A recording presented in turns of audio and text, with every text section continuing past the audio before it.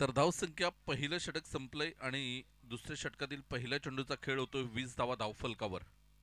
पुन्हा एकदा अवधूत सुरेख अशी फलंदाजी पाहायला मिळते. लहान वयात कबड्डी चॅम्पियन आहेत, खो खो चॅम्पियन सुद्धा आहेत. मंत्र्यांना पण फोन येत नसतील एवढे. हे कशाला फोन करता रे मला तुम्ही? नाही तर मी जाणार घरी. बंद करा विषयाने, तुमचे पैसे असतील ते मला द्या. असा मी तरी रिकाम्या टकराव.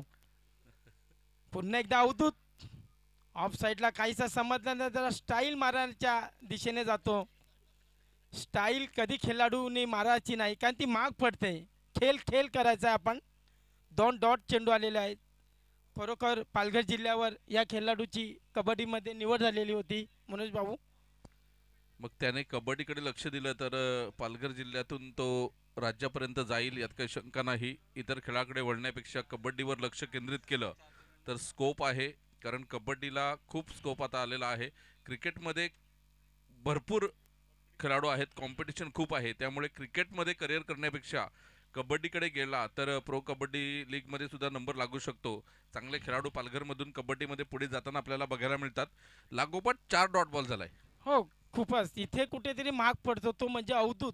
हा संघ आहे तो राजू दादाचा आहे. राजू दादा स्वतः खेळायला मिळत, थोडं दुखापत आहे हाताला. पुन्हा एकदा डॉट चेंडू. लगातार 5 चेंडू निर्धाव टाकले. या खेळाडूला झोप आज लागणार नाही. सराव याला वाटला का मी घरच्या मैदानावर सराव करतो.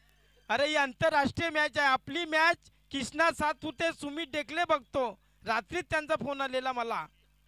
ही वरच्या लेवलची आपली मॅच आहे. पुन्हा एकदा अप्रतिम मॅडम वर. खूप छान मॅडम मॅडम मॅडम शाळेतल्या मॅडम. निर्धार अशी वर. काय तलवारीची शान होती. ढाल लावलेली या खेळाडूंनी. ढाल होती ती काय चालली नाही. मंगेश यांची धार धार गोल